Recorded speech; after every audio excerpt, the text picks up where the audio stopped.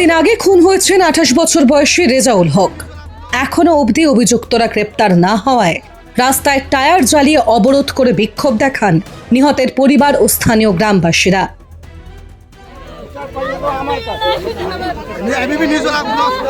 জানা গিয়েছে, গত রবিবার চিতলঘাটা এলাকায় বাইক রাখা নিয়ে মিরাজুল ইসলাম ও রেজাউল হকের পরিবারের মধ্যে বচসা বাধে। অভিযোগ, সেই বচসা পরবর্তীতে সংঘর্ষের রূপ নেয়। মিরাজুল ইসলামের পরিবারের সদস্যরা বাঁশ ও লাঠিসোঁটা নিয়ে রেজাউল হকের উপর হামলা চালায় বলে অভিযোগ। গুরুতর জখম অবস্থায় তাকে উদ্ধার করে ইসলামপুর মহকুমা হাসপাতালে নিয়ে গেলে চিকিৎসকরা মৃত বলে ঘোষণা করেন। ঘটনার পর থেকে অভিযুক্তরা পলাতক। পরিবারের অভিযোগ, পুলিশ এখনো কাউকে গ্রেপ্তার করতে পারেনি। 6 দিন আগে যে মার্ডারটা হয়েছে, এই 6 দিনে কিছু আমরা রিকভারি মার্ডারে পাইলাম না। তার জন্য আজকে টায়ার জ্বালিয়ে এই রোডে বিক্ষোভ দেখিয়ে এই পুলিশ প্রশাসন আসেছে। তার জন্য আমরা এই কাজটা করেছি। তো আমার দাদাকে নিয়ে গেছে এখান থেকে মারার জন্য। ওরা প্ল্যান ছিল অনেক দিনে, প্ল্যান করে রাখছিল, আমাকে খবর দিয়ে না কই।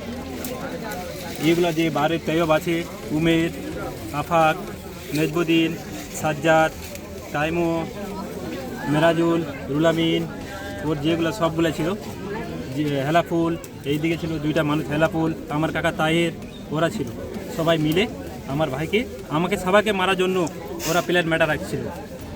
তো আমার ভাইকে ওখান থেকে তুলে নেয়, মারা দিচ্ছিল। কারণ আমার দাবি এটা আছে, আমার ভাইয়ের ইনসাফ চাই, আমাকে ফাঁসি, ওরা যারা যারা মারছে তারাকে ফাঁসির হুকুম চাই। কিন্তু আমরা দেখে চিকলঘাটা গ্রামে সমাজকে আমরা ছাড়িয়ে দিচ্ছি কি রায়াবুলকে বউকে যে সেই ফেসলা যে গ্রামওয়ালা আর নিম্বর মিলে যে করে দেয়। খবর পেয়ে ঘটনাস্থলে পৌঁছয় চোপড়া থানার পুলিশ।